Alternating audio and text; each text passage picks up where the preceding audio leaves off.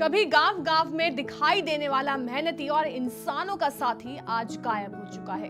जी हां, हम बात कर रहे हैं गधों की, जो कभी भारत के ग्रामीण जीवन का अहम हिस्सा हुआ करते थे। एमपी में गधों की संख्या तेजी से घटी है। ताजा पशुधन गणना यानी लाइव स्टॉक सेंसस के आंकड़ों के मुताबिक राज्य में अब सिर्फ 3052 गधे बचे हैं, जबकि 1997 में संख्या 49,280 के आसपास थी। यानी पिछले लगभग 28 सालों में गधों की आबादी में 94% की भारी गिरावट दर्ज की गई है। हैरान करने वाली बात यह है कि राज्य के 55 जिलों में से 9 जिलों में अब एक भी गधा नहीं बचा। गधे सदियों से ग्रामीण इलाकों में छोटे व्यवसाय, निर्माण कार्य, सामान ढोने में इस्तेमाल होते रहे हैं। जैसे मिट्टी, ईंट और भारी वस्तुएं ढोने में यह सबसे भरोसेमंद और सस्ता साधन था।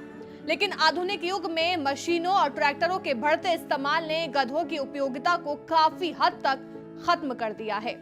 नतीजन ये पशु धीरे धीरे गांवों और कस्बों से गायब होता जा रहा है। पशुओं के अधिकारों की आवाज उठाने वाले समाज सेवी नरेश काद्यान ने सेंट्रल गवर्नमेंट से आग्रह किया है कि गधों को संकटग्रस्त प्रजाति यानी एंडेंजर्ड स्पीसीज घोषित किया जाए। उनका कहना है कि चीन में गधों की खाल की बढ़ती मांग इस प्रजाति के अस्तित्व को गंभीर खतरे में डाल रही है। चीन की पारंपरिक औषधि उद्योग में EGIO नाम का उत्पाद तैयार किया जाता है, जो गधों की खाल से बनता है। ये यौनवर्धक दवाओं और एंटी एजिंग क्रीम में इस्तेमाल होता है। इसी की वजह से कई देशों में गधों की संख्या तेजी से घट रही है। एक अखबार की रिपोर्ट के मुताबिक सरकारी आंकड़े बताते हैं कि नर्मदापुरम में सबसे ज्यादा 332 गधे हैं, छतरपुर में 232, रीवा में 226, मुरैना में 228 हैं। तो वहीं विदिशा, जो कभी 6400 से ज्यादा गधों का घर था, अब केवल 171 गधों की संख्या रह गई है। राजधानी भोपाल में यह संख्या घटकर 56 रह गई है। डिंडौरी, निवाड़ी, सिवनी, हरदा और उमरिया जैसे जिलों में तो गधों की संख्या 0 हो चुकी है। ये साफ संकेत है कि इन जिलों में गधे स्थानीय स्तर पर गायब हो चुके हैं।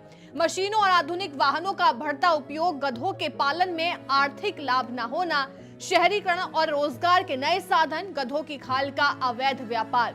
विशेषज्ञों का मानना है कि गधों को भी और पालतू प्रजातियों की तरह संरक्षण मिलना चाहिए। सरकार को इनके पालन पोषण के लिए योजनाएं बनानी होंगी, जागरूकता अभियान चलाने होंगे और अवैध खाल व्यापार पर सख्त कार्रवाई करनी होगी। अगर समय रहते कदम नहीं उठाए गए तो वो दिन दूर नहीं जब आने वाली पीढ़ियां केवल किताबों में ही जान पाएंगे कि कभी भारत के गांवों में गधे इंसानों के सच्चे साथी हुआ करते थे। रिपोर्ट के अनुसार गधों के गायब होने के पीछे अभी तक कोई खास अध्ययन नहीं हुआ है, लेकिन गुड़गांव के एक पशु अधिकार कार्यकर्ता नरेश कादियान ने सेंट्रल गवर्नमेंट से गधों को लुप्त प्राय प्रजाति घोषित करने का आग्रह किया। वो चेतावनी देते हैं कि चीन की गधों की खाल की मांग ही इस गिरावट की वजह बन रही है। वो चीन के EGIO उद्योग को इसके लिए दोषी मानते हैं। इस उद्योग में गधों की खाल को उबालकर एक जिलेटिन निकाला जाता है, जिसका इस्तेमाल पारंपरिक टॉनिक और एंटी एजिंग क्रीम बनाने में किया जाता है। इसी वजह से ये प्रजाति विलुप्त होने की कगार पर पहुंच चुकी है।